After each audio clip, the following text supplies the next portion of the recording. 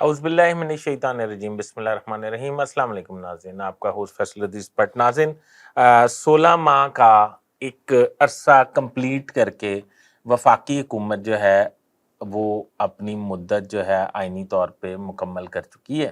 اب یہ مدت جو مکمل کر چکی ہے، اس 16 ماہ میں اس پی ڈی ایم کی حکومت کے کارنامے کیا کیا ہیں وہ میں آپ کے گوش گزار کروں گا۔ میں آپ کو یہ بتاؤں گا کہ وزیر اعظم پاکستان میاں شہباز شریف صاحب نے اپنے پرسنل فوائد کیا کیا حاصل کیے ہیں، اس میں کون کون سے وزراء نے فوائد حاصل کیے ہیں، اور کون کون سے حکومت میں جو لوگ تھے، رہنما تھے، وزراء تھے یا پارٹیوں کے باسز تھے، انہوں نے کیا فائدے اٹھائے ہیں۔ میرا چینل سبسکرائب کر لیں، بیل آئیکن کے بٹن کو دبا لیں۔ ناظرین، 16 ماہ کی مدت میں میاں شہباز شریف صاحب نے بطور وزیر اعظم ایک تو سب سے پہلا کام یہ کیا کہ اپنے تمام اپنے پہ اور اپنی فیملی پہ جتنے کیسز تھے، اپنے صاحبزادوں پہ، اپنے داماد پہ اور اپنی صاحبزادیوں پہ، وہ سارے ختم کروا لیے ہیں الحمدللہ۔ دوسری بات، نیب نے ان کی بہت ساری پراپرٹیز جن کی قیمت اربوں میں ہے وہ فریز کی ہوئی تھیں اور وہ ان کے قبضے میں تھی، مطلب اردو میں مطلب یہ ہے، یعنی کہ یہ اس کو بیچ نہیں سکتے تھے، یہ اس کی کوئی ٹرانزیکشن نہیں کر سکتے تھے۔ وہ پراپرٹیز جو ہیں وہ ان کے پاس پلج تھیں، آپ سمجھ لیں۔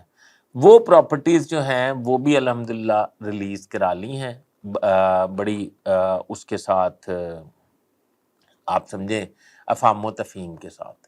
تیسری بات یہ ہے کہ اس 16 ماہ میں فضل الرحمان صاحب نے بہت گین کیا ہے۔ اس 16 ماہ میں بلاول بھٹو نے سفارتی طور پر اپنے آپ کو منوایا ہے۔ اگر وہ آئندہ انہیں وزیر اعظم بننے کا موقع ملے تو دنیا ان کو جانتی ہوگی۔ وہ 16 ماہ میں ایک دن بھی، شاید محاورتاً ایک دن کہہ رہا ہوں، ویسے شاید 1 2 3 دن بیٹھے ہوں، 1 2 3 دن بھی اپنے ملک پاکستان میں نہیں بیٹھے۔ وہ پرائیویٹ جیٹ پکڑتے تھے اور نکل جاتے تھے۔ اگر مطلب ایک وقت میں ان کا فارن آفس 6 جگہ خط لکھ رہا ہوتا تھا کہ فارن منسٹر پاکستان کے دورہ کرنا چاہتے ہیں، ان کی یہ میٹنگ فکس کرا دیں، یہ کرا دیں، تاکہ وہ یہ جہاں سے جواب آ جاتا تھا وہ ادھر نکل جاتے تھے۔ اگر پیچھے سے کسی دوسرے ملک کا جواب آ جاتا تھا تو وہ ادھر سے سیدھا ادھر لینڈ کر جاتے تھے۔ تو انہوں نے سفارتی طور پہ بہت بڑی کامیابی حاصل کی ہے۔ پیپلز پارٹی کو کریڈٹ کی بات ہے، آپ سمجھیں۔ آصف علی زرداری صاحب کے کیسز بھی ختم ہو رہے ہیں، فریال تالپور صاحبہ جی میں بھی محفوظ ہیں۔ اب اگر ہم سمجھیں کہ عوام کو ان سب کے بعد عوام کو کیا ملا ہے، تو عوام کو یہ ملا ہے کہ آپ سمجھ لیں کہ بجلی انتہا کی مہنگی، گیس انتہا کی مہنگی، یہ واسا کا جو پانی ہے یہ انتہا کا مہنگا، 300 گنا مہنگا کر دیا گیا۔ آپ کو یہ پتہ، یہ ابھی تک آپ کے پاس خبر نہیں پہنچی ہوگی۔ چوتھی بات یہ کہ ابھی مہنگائی ایسی ہے کہ عوام کو زندہ درگور کر دینے والی مہنگائی ہے۔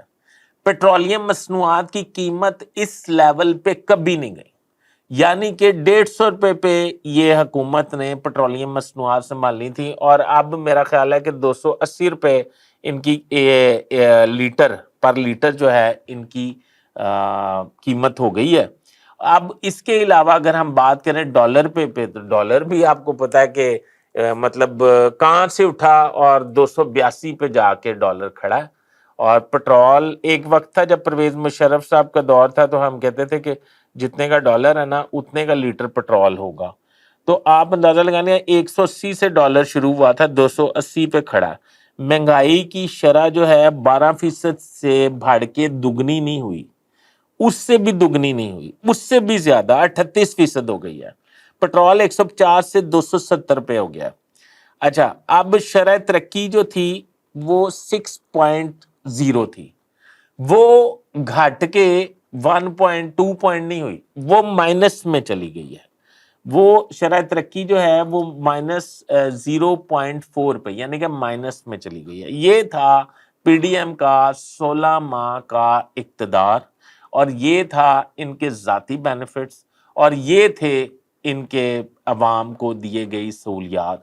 اب آپ خود فیصلہ کر لیں کہ اگر آئندہ الیکشن ہو تو کیا آپ پی ڈی ایم کے ساتھ کھڑیں. اپنے کمنٹس میں مجھے ضرور آگاہ کیجیے گا. اپنے ہوسٹ فیصل حدیث بٹ کو اجازت دیجیے. اللہ حافظ.